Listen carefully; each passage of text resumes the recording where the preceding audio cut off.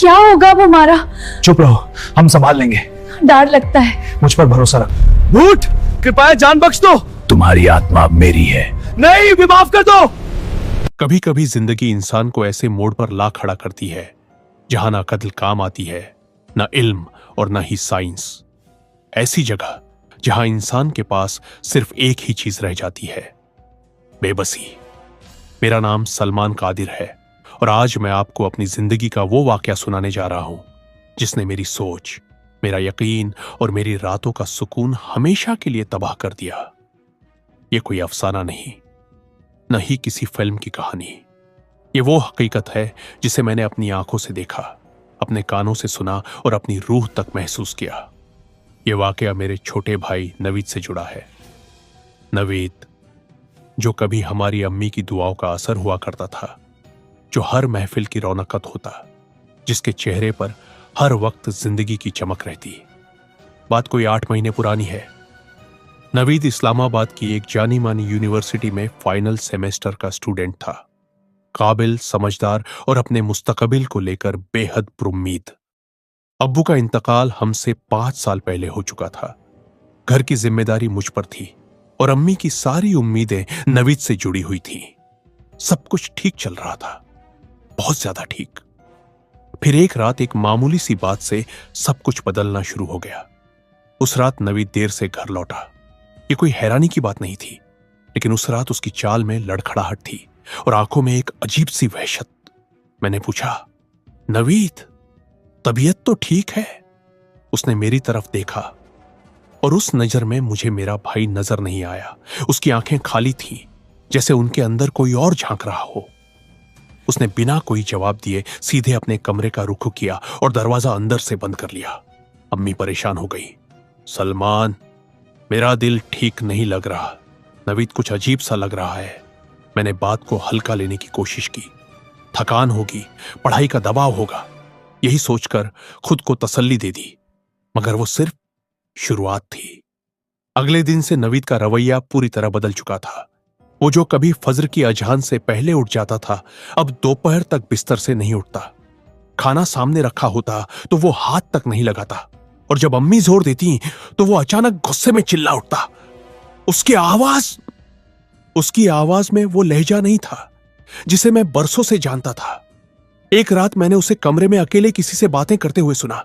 मैं दरवाजे के पास रुका। उसकी आवाज धीमी थी, मगर लहजा सख्त। मैंने कहा था, मुझे तंग मत करो, वरना अंजाम ठीक नहीं होगा। मेरे रोंगटे खड़े हो गए। मैंने दरवाजा खोला। कमरे में नवीद के सिवा कोई नहीं था। वो मेरी तरफ मुड़ा और पहली बार उसके चेहरे पर एक डरावनी मुस्कान उभरी। उसने कहा, भैया, आप मुझे ऐसे क्यों देख रहे हैं जैसे किसी और को देख लिया हो? उस रात मैं पहली बार समझ गया कि जो कुछ भी हो रहा है वो मामूली नहीं है। ये किसी बीमारी का मामला नहीं था, ये कुछ और था, बहुत ज्यादा खौफनाक। अगली सुबह नवीद अपने कमरे में लेटा था, पर उसकी आंखों की चमक अब भी बदल चुकी थी। जो मासूम और नर्म आंखें थी, अब उनमें अजीब सा नूर नहीं, बल्कि साया और खौफ की परछाइयां उतर आई थीं। मैंने धीरे से उसका हाथ छुआ तो उसने झटके से मुझे धक्का दिया। मुझसे दूर रहो, मत छुओ मुझे।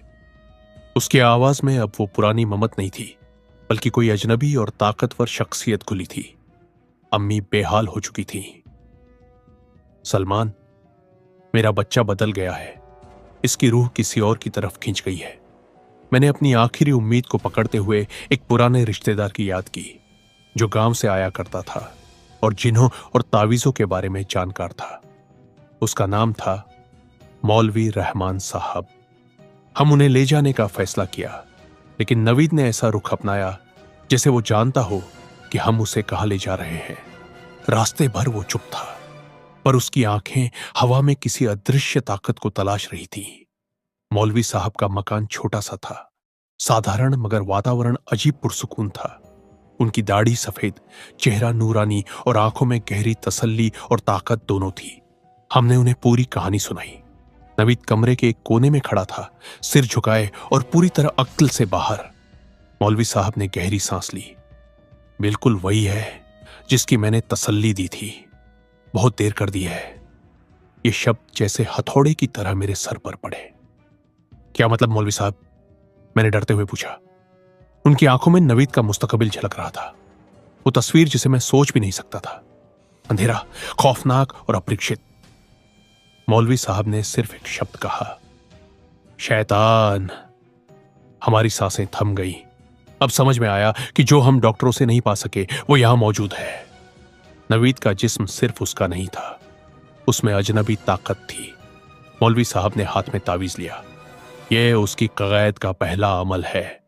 इससे कुछ हद तक उसे काबू में रखा जा सकता है। बाकी अमल जुमेरात की रात करना होगा। तावीज लगाने पर भी नवीद ने इतना गुस्सा दिखाया कि उसने कमरे की हर चीज तोड़ दी। दीवारें, दरवाजे और बर्तन, सब कुछ उसके गुस्से की मिसाल बन गए। उस रात मौलवी साहब कदमों में पसीने में थे, लेकिन उन्होंने हमें समझाया कि यह कोई आम जिन्न नहीं है। इसकी ताकत पुरानी है, इसकी जिद और बदला बहुत गहरा है। अगर आप सावधान नहीं रहे तो यह नवीद की रूह को हमेशा के लिए छीन सकता है। हमारा दिल दहल गया। हमारी उम्मीदें अब सिर्फ अमल और तावीज पर टिकी थी। जुमेरात की रात आई। हमने बाजार से सबसे बड़ा और ताजा कद्दू खरीदा। मौलवी साहब ने बताया कि नवीद के बिस्तर के पास उस कद्दू को रखना है और पूरी रात उसका जिस्म उसी से संपर्क में रहे। रात भर हम डर, थकान और बेबसी में जगे रहे। नवीद हर थोड़ी देर बाद बेचैन होता, कद्दू को दूर धकेलता। हम उसे वापस अपनी जगह पर रखते। हर पल हवा में कुंठा और अजीब सी ठंडक महसूस हो रही थी, जैसे कोई अदृश्य ताकत हमें देख रही हो और इंतजार कर रही हो। सुबह जब फजर की अजान हुई, कद्दू अपनी जगह सुरक्षित था। नवीद अब भी सो रहा था। हम उसे लेकर मौलवी साहब के पास गए। कमरा अंधेरा और धुएं से भरा था। मौलवी साहब ने अंगीठी में कोयले जलाए। उसने नवीद के पास कद्दू रखा और लंबी छुरी को गर्म किया। जैसे ही छुरी कद्दू में गिरी, नवीद की आवाज में वही भयानक चीख निकली। पूरा जिस्म अकड़ गया, आंखें लाल अंगारे जैसी हो गईं। हमारी रूह कांप रही थी, लेकिन मौलवी साहब कदम नहीं हिला रहे थे। आखिरकार छुरी ने अपने अमल के साथ अजनबी ताकत को नवीद के जिस्म से निकाल दिया। नवीद बेहोश होकर गिर पड़ा। सन्नाटा छा गया। कक्षा की तरह खामोशी, केवल धुएं की बू और हमारी सांसें। मैं दौड़कर उसके पास गया। उसने धीरे से आंखें खोली। वो मेरा नवीद था, मासूम और कमजोर। मौलवी साहब ने कहा, शैतान अब चला गया है, पर उसकी ताकत का असर मुझ पर भी पड़ा है। कुछ दिनों बाद हमें पता चला कि मौलवी साहब बुरी तरह बीमार हो गए थे। उनके शरीर पर नीले निशान और तेज बुखार। उनकी जान बचाना हमारी जिम्मेदारी बन गई थी। नवीद धीरे धीरे अपनी पुरानी जिंदगी में लौट आया, लेकिन मौलवी साहब की कुर्बानी हमें हमेशा याद रहेगी। नवीद धीरे धीरे अपनी पुरानी जिंदगी में लौट रहा था, लेकिन हर रोज उसकी आंखों में वही अजीब सा साया रहता। मुझे और अम्मी को लगता कि वो पूरी तरह ठीक तो है, पर अब भी कहीं ना कहीं उसके भीतर वह अजनबी ताकत झांक रही थी। मौलवी साहब के बाद हमारे घर का माहौल बिल्कुल बदल गया था। सादिया रोते हंसते दोनों हाथ जोड़कर रोज दुआ करती। मैं ऑफिस में खुद को संभालता, लेकिन हर पल दिल में खौफ और बेचैनी बनी रहती। एक दिन नवीद कमरे में अकेला था। अचानक उसने धीमी मगर कड़क आवाज में कहा, मैं वापस आऊंगा और जो भी हमारी रूह को छुएगा उसे भुगतना होगा। मैंने दहशत से पूछा, नवीद तुम किससे बात कर रहे हो? पर वह चुप रहा। उसकी आंखों का रंग हल्का सुर्ख था और उसके हाथ हल्के से कांप रहे थे। सादिया ने फौरन मौलवी साहब का नाम लिया। हमने सोचा कि शायद अभी भी वह जिन्न कहीं अटका हुआ है, लेकिन मौलवी साहब अब हमारे पास नहीं थे। उनकी कुर्बानी ने हमें बचा लिया था, पर उनके बिना हमारे पास कोई सुरक्षा नहीं थी। कुछ हफ्तों बाद हमारे मोहल्ले में अजीब घटनाएं होने लगी। रात में बच्चों की चिल्लाहट, खिड़कियों पर अजीब धक्के और हवा में अचानक ठंडक। लोग कहते, यह जिन्न का असर है।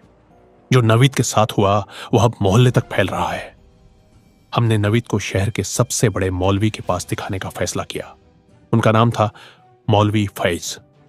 मौलवी फैज ने नवीद की आंखों में ध्यान लगाकर कहा, यह जिन्न कोई आम नहीं, यह पुरानी रूह है जो बदला लेने और अक्ल पे हुक्म करने आई है। तुमने सिर्फ पहली लड़ाई जीती है, असली जंग अभी बाकी है। मैंने डरते हुए पूछा। तो अब क्या करें? मौलवी फैज ने गंभीर लहजे में कहा, नवीद को सुरक्षित रखना अब तुम्हारी जिम्मेदारी है। रात के समय घर में कोई भी अकेला ना रहे, और किसी भी तरह का तावीज या जादू घर में लाना पड़ सकता है, वरना यह जिन्न फिर वापसी करेगा। हमने घर की सारी तैयारी कर ली। रात के समय सभी दरवाजे बंद कर दिए, दीवारों में तावीज लगाए, पर नवीद का जो साया उसके कमरे में था वो हमें लगातार भयभीत और बेचैन करता रहा। रात को नवीद की नींद अजीब थी। वो अचानक उठकर कमरे में घूमता, कभी किसी अज्ञात आवाज की ओर देखता, कभी अपनी पलंग की तरफ चीखता, यह मेरा घर है, तुम मुझे नहीं छेड़ सकते। उसकी आवाज में अब ताकत और साया दोनों खुल चुके थे। हमने उसे पकड़ने की कोशिश की, पर उसकी ताकत हमें धकेल देती। सादिया रोते हुए कहती, अल्लाह हमें फिर से बचा। हमने तय किया कि जुमेरात की अगली रात एक अमल और तावीज का बड़ा उपाय करेंगे। मौलवी फैज ने बताया कि इस बार केवल कद्दू और छुरी पर्याप्त नहीं होंगे। हमें 3 अलग अलग तावीज, एक खास जड़ी बूटी और रात के समय तिलावत की लगातार आवाज की जरूरत होगी। जुमेरात की रात आई। हमने बाजार से सबसे ताजा और बड़ा कद्दू लिया। साथ में तिलावत, जड़ी बूटी और 3 तावीज तैयार थे। हमने धीरे धीरे उसका बिस्तर सजाया। कद्दू, तावीज और जड़ी बूटी उसके आसपास रख दिए। जैसे ही सब चीजें जगह पर थीं, मौलवी फैज की आवाज में कुरान की आयत शुरू हुई। कमरे की हवा बदल गई। अचानक नवीद का जिस्म अकड़ने लगा। उसकी आंखें लाल अंगारे जैसी चमकी। वह चीखता और कभी कभी मैं इसे छोड़ूंगा नहीं कहता। मौलवी फैज ने बताया कि अब वह अपनी असली ताकत दिखा रहा है, लेकिन तावीज और अमल उसकी वापसी रोकेंगे। 3 घंटे तक यह लड़ाई चली। कमरे में धुआं, तिलावत की आवाज और नवीद की चीखें। पर जैसे ही छुरी को कद्दू में लगाया गया, नवीद का जिस्म ढीला पड़ गया। वह बेहोश हो गया। सन्नाटा छा गया। धुआं और तावीज की खुशबू के बीच हमने उसे सुरक्षित पाया। सुबह जब नवीद उठा, वो पूरी तरह शांत और मासूम था। उसकी आंखों में अब कोई साया नहीं था। हमने राहत की सांस ली, लेकिन मौलवी फैज ने चेतावनी दी, यह लड़ाई खत्म नहीं हुई। यदि कभी भी यह जिन्न वापसी करे तो वही ताकत और बदला और भयानक होगा। तुम्हें हमेशा सावधान रहना होगा। कुछ महीनों बाद नवीद ने अपनी पुरानी जिंदगी पूरी तरह लौटाई। स्कूल और दोस्तों के साथ समय बिताया, लेकिन हम, उसके परिवार, हमेशा उसकी सुरक्षा और जिन्न के डर में रहे। मौलवी फैज ने हमें सिखाया कि कभी कभी इंसानों की दुनिया में जो नजर नहीं आता वो सबसे खतरनाक होता है, और जिन्न भी इंसानों की तरह बदला लेने और ताकत दिखाने में सक्षम होते हैं। आज नवीद एक कामयाब युवक है। वो इंजीनियर है, उसकी शादी हो चुकी है और उसका एक प्यारा सा बेटा भी है। लेकिन रात के अंधेरे में कभी कभी उसकी आंखों में अजनबी ताकत की झलक हमें डराती है। हम हमेशा मौलवी साहब की कुर्बानी याद रखेंगे। उनकी वजह से हमारा बेटा बचा। लेकिन इस कहानी से यह भी सीखने को मिलता है कि अंधेरा सिर्फ हमारे सामने